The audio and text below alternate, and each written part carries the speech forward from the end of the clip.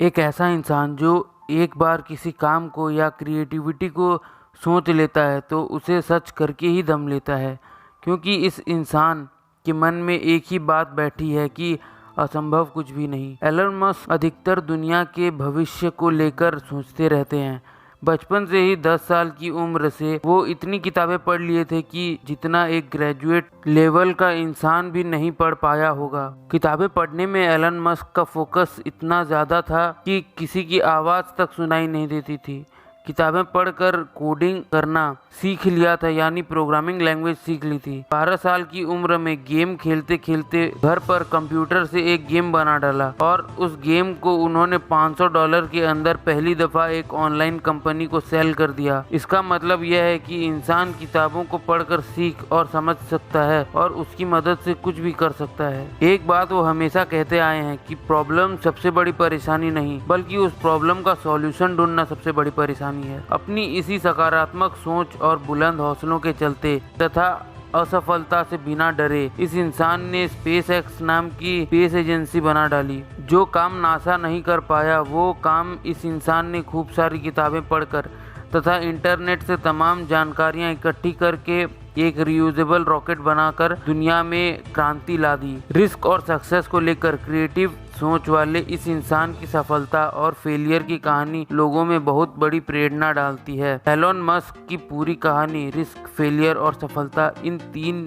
पहलुओं की इर्द गिर्द है। तो चलिए जानते हैं कि इस महान इंसान एलन मस्क की अद्भुत सोच, कामयाबी और संघर्ष की अनोखी दास्तान। एलन मस्क का जन्म आज से 46 इयर्स पहले साउथ अफ्रीका के प्रिटोरिया शहर में 28 जून 1971 को हुआ था। एलन मस्क के पिताजी एक इंजीनियर होने के साथ साथ एक पायलट भी थे। उनकी मां का नाम इमई मस्क था, जो कि एक मॉडल और डाइटिशियन थी। एलन मस्क बचपन से ही पढ़ने में काफी दिलचस्पी रखते थे। किताबें पढ़कर उसे नई नई चीजें जानना न सिर्फ इनकी हॉबी थी, बल्कि आगे चलकर किताबें पढ़ना इनका जुनून बन गया था। और इन्हीं किताबों के ज्ञान की मदद से इन्होंने अविश्वसनीय और अद्भुत काम कर डाले। जहां एक तरफ 10 से 11 साल की उम्र के बच्चे थोड़ी सी पढ़ाई करते और अधिकतर खेल कूद में व्यस्त रहते, वहीं दूसरी तरफ यह इंसान अपना अधिकतर समय किताबों को पढ़ने में निकाल देता। किताबें पढ़ने का इतना शौक था इन्हें कि साल भर में स्कूल की छोटी सी लाइब्रेरी की लगभग सभी किताबें पढ़ डाली थी और नई किताबें का इंतजार करते रहते थे। किताबें पढ़ने तथा उन किताबों से ज्ञान हासिल करने के इस जुनून के चलते 10 साल की उम्र में उनको कंप्यूटर चलाने तथा सीखने की प्रति बहुत रुचि हुई, जिसके चलते किताबें पढ़कर 12 साल की उम्र में एक छोटा सा प्रोग्रामिंग सीखकर ब्लास्टर नाम का एक गेम बना डाला। आपको जानकर यह हैरानी होगी कि यह प्रोग्रामिंग एलन मस्क ने किसी ट्रेनिंग या इंस्टीट्यूट से नहीं सीखा था, बल्कि किताबें पढ़कर प्रोग्रामिंग करते और प्रोग्रामिंग सीख ली। इस गेम को उन्होंने पीसीएस टेक्नोलॉजी नाम के कंपनी को $500 में बेच डाली थी। यहीं से एलन मस्क की प्रतिभा साफ झलकने लगी थी। वह बचपन में आइजैक असीमो की टेक्नोलॉजी पर बेस्ड किताबें पढ़ा करते थे। इसी वजह से बहुत कम उम्र से ही उनको टेक्नोलॉजी का अच्छा ज्ञान हासिल हो गया था। बचपन में एलन मस्क को स्कूल के दिनों में बहुत परेशान किया जाता था। एक बार तो कुछ लड़कों के ग्रुप ने उन्हें सीढ़ियों से धक्का दे दिया और उन्हें तब तक मारा जब तक वह बेहोश न हो गए। इसके चलते एलन मस्क कई दिनों तक हॉस्पिटल में भी भर्ती रहे थे। भले ही बचपन में एलन मस्क को इतनी सारी दिक्कतें झेलनी पड़ी, लेकिन आगे चलकर एलन मस्क ने मानवता के हित के लिए बहुत सी सराहनीय काम किए। 17 साल की उम्र से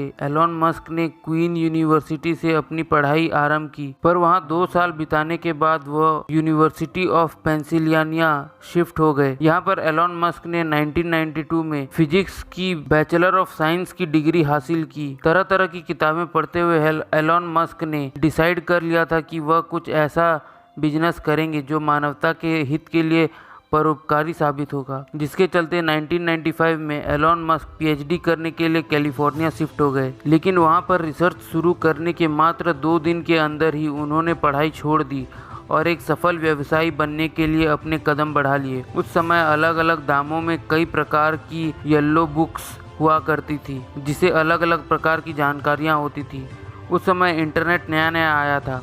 उन दिनों एलन मस्क इंटरनेट खूब यूज किया करते थे। इंटरनेट की अहमियत को जानने समझने के बाद एलोन मस्क ने अंदाजा लगाया था कि आने वाले समय में इसी का बोलबाला रहेगा, जिसके चलते एलोन ने येलो बुक्स की तमाम जानकारियों को लोगों तक आसानी से पहुंचाने के लिए इंटरनेट का सहारा लिया। यानी इन सबको इंटरनेट पर डाल दिया ताकि हर कोई फ्री में इन जानकारियों को हासिल कर सके। इसके लिए उन्होंने अगस्त 1995 में एलोन मस्क ने अपने भाई के साथ JIP2 नाम की एक सॉफ्टवेयर कंपनी शुरू की, जिसे आगे चलकर कॉम्पैक नाम की दिग्गज कंपनी ने $307 मिलियन देकर खरीद ली। इस कंपनी के बिकने के बाद एलोन मस्क को अपने 7% शेयर के हिसाब से कुल $22 मिलियन मिले। इसके बाद एलोन मस्क ने इस पैसे में से $10 मिलियन इन्वेस्टमेंट करते हुए एक फाइनेंशियल सर्विस देने के लिए कंपनी X.com की स्थापना की। एक साल बाद यह कंपनी कॉन्फिनिटी नाम की एक कंपनी के साथ जुड़ गई। कॉन्फिनिटी मनी ट्रांसफर सर्विसेज देने वाली वही कंपनी है जिसे आज हम पेपल के नाम से जानते हैं, और तब से लेकर आज तक पेपल इंटरनेशनली लोगों के बीच मनी ट्रांसफर का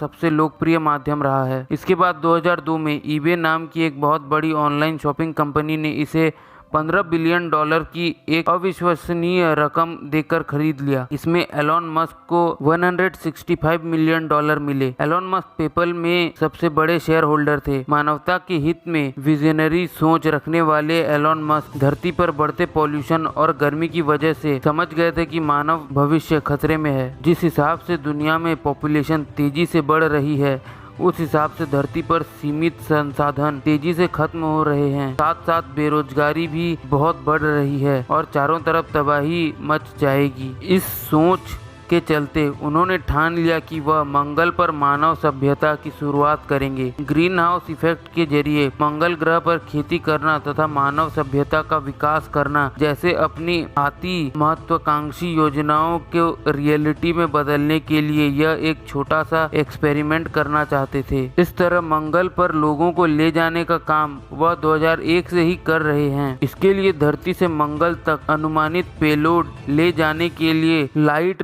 इंडियन कॉन्टिनेंटल बैलिस्टिक मिसाइल की जरूरत थी, जिसे खरीदने के लिए वह मॉस्को पहुंच गए। वहां पर एक रॉकेट बनाने वाली कंपनी के पास गए। वहां पर उनको एक मिसाइल और रॉकेट का दाम $8 मिलियन बताया गया। एलोन मस्क वहां से निराश होकर वापस आए, क्योंकि यह रेट तो उनकी बजट के बहुत अधिक था। मिसाइलों का रेट उनको अंदाजे से बहुत अधिक निकला, लेकिन निराश होने के बावजूद भी उन्होंने हार नहीं मानी। वह कई दिनों तक बहुत सारी ऐसी कंपनियों के पास गए जहां रॉकेट के अलग अलग पार्ट्स बनाए जाते थे और असेंबल किए जाते थे। वहां एलोन ने हर रॉकेट के खर्चे की जानकारी इकट्ठी की। कुछ दिनों की तमाम जानकारियों के बाद जब कैलकुलेशन किया गया तो पूरे रॉकेट के बनने की लागत उस लागत से बहुत कम है जिस रकम में वह रॉकेट खरीदना चाहते थे। इन सब के बाद उन्होंने तय किया कि क्यों न अफोर्डेबल रॉकेट बनाया जाए। बस फिर क्या था, इसके लिए जनाब ने खुद ही किताबें और इंटरनेट की मदद से खूब सारी जानकारी इकट्ठी की और रॉकेट साइंस को समझकर एक टीम बनाई और एक SpaceX नाम की कंपनी तैयार कर दी, जिससे उनका उद्देश्य टेक्नोलॉजी को उपयोग में लाते हुए स्पेस लॉन्च व्हीकल बनाना था।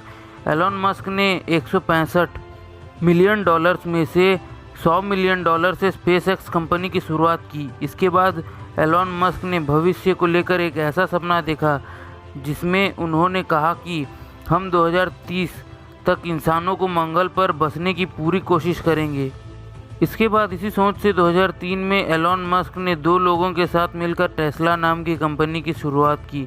टेस्ला कंपनी में इन्वेस्ट करने का मेन मकसद यही था कि कम कीमतों में इलेक्ट्रिक कार बन जाए, और टेस्ला कंपनी के इलेक्ट्रिक कार की खासियत से पूरी दुनिया वाकिफ़ है। SpaceX ने 2006 में अपना पहला रॉकेट लॉन्च किया। लॉन्च के 41 सेकंड बाद वो रॉकेट ब्लास्ट हो गया। इसके बाद फिर से खूब पैसा इन्वेस्ट करने के बाद दूसरा रॉकेट बनाया गया और लॉन्च किया गया। इस बार रॉकेट अंतरिक्ष तक तो पहुंच गया, लेकिन ऑर्बिट तक नहीं जा पाया। इसके बाद फिर से तीसरा रॉकेट तैयार किया और लॉन्च किया। यह रॉकेट तो स्पेस में जाते ही ऑफ रूट हो गया। एक तो रॉकेट के लगातार फेलियर, ऊपर से इतने रॉकेट्स को बनाने तथा लॉन्च करने में एलोन मस्क का इतना पैसा लग चुका था कि SpaceX कंपनी का दिवालिया होने ही वाला था। इधर पैसे की शॉर्टेज के चलते टेस्ला कंपनी में लगातार फंडिंग नहीं हो पा रही थी। इसके चलते अपने अगले इलेक्ट्रिक व्हीकल पर काम नहीं कर पा रही थी टेस्ला कंपनी, और यह भी ठप होने के कगार पर थी। इतनी सारी टेंशन के बाद अगर कोई इंसान एक और बार प्रयास करने की कोशिश में लग जाता है तो वो इंसान है एलोन मस्क। इस बार एलोन मस्क ने सोचा था कि अब एक आखिरी दाव हो जाए, जो होगा देखा जाएगा।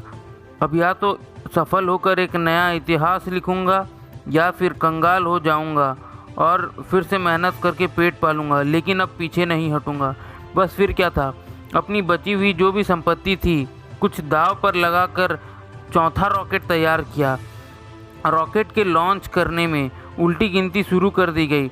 इधर सबकी नज़रें उस रॉकेट पर थी जो अब तो एलोन मस्क के बेहतर भविष्य का निर्माण करने वाला था या फिर एलोन मस्क की ज़िंदगी तबाह करने वाला था। इधर रॉकेट लॉन्च होने ही वाला था कि सबकी धड़कनें मानो रुक सी गई हों। यकीन नहीं कर पाओगे, यह मिशन सक्सेसफुल रहा। समय द्वारा रचे मुश्किल घड़ियों के इस खेल में जो बिना हिम्मत हारे फिर से खड़ा हो जाए वही बाजी मार जाता है। इधर मिशन सफल हुआ नहीं कि उधर नासा $1.5 बिलियन का प्रोजेक्ट का कॉन्ट्रैक्ट भी दे देता है। इसके बाद एलोन मस्क ने रियूजेबल रॉकेट बनाया।